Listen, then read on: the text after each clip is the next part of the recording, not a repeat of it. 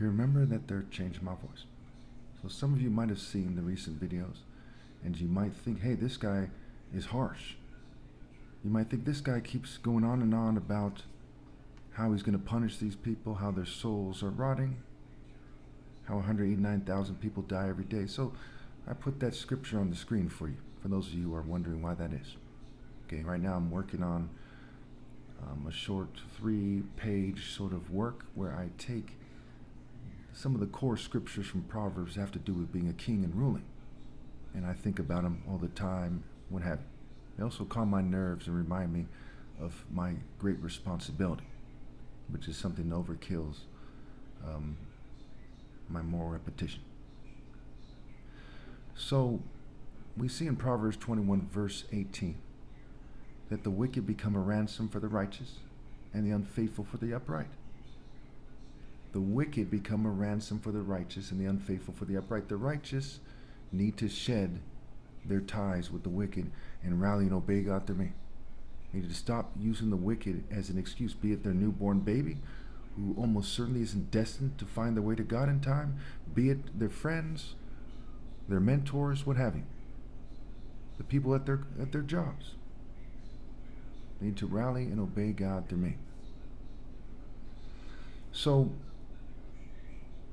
some of you might say, well, why the newborn baby?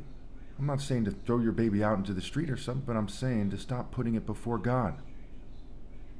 And so many people are doing that. If you look at everyone who's doing that, they all look like the cowards they are. It's very clear cut.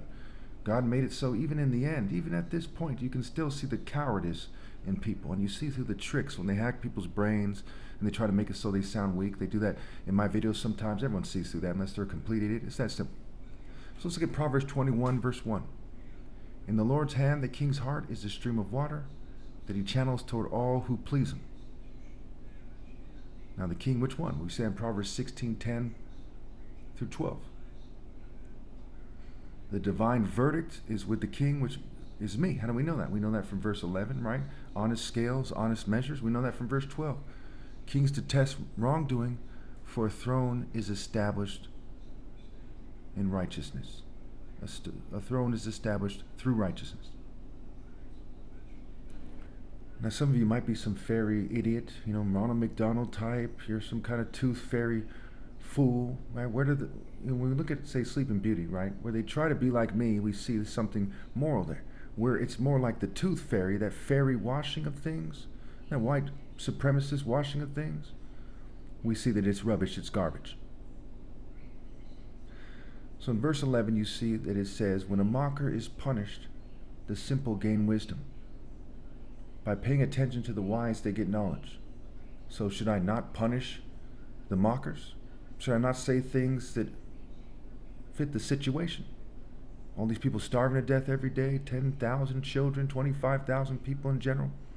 They starve to death and die of hunger-related issues, often eating dirt, trying to survive, what have you. You have these greedy, worm-like people. There's a thin line between the guys who turn out the children, okay, and the guys who are waiting for the opportunity to pretend to be superior in a more effective way.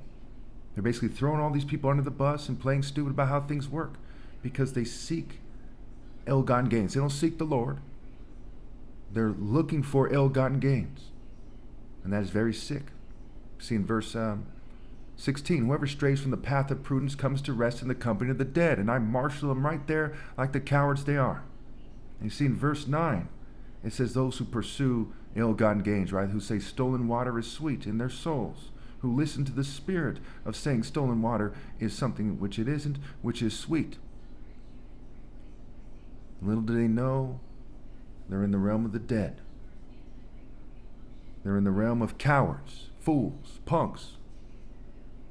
They're in the realm of the anti-man, the anti-Christ, the anti-God, the cowardly, sniveling, lived pathetic lives, raised their kids to live pathetic lives type of worms. Truly, I tell you, when it comes to your newborn children, are they better off being raised by a father who's a functionless dog, who just goes along to get along and tries to make the best of it like some kind of scared little girl? Or are they better off having a father who died for what is right? So I'm going to punish your offspring for your lack of obeying God through me. And again, When a mocker is punished, the simple gain wisdom. By paying attention to the wise, they get knowledge. And if it's just the wise in the afterlife who died for what they believe, which is not just, mind you, but you see what I'm saying? They're learning from me punishing you and your families.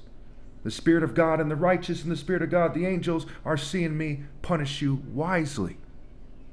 That which you do affects your child. Your plan is to give your child ill-gotten gains and raise it to be a demon? Well, then curses on your offspring. That's simple.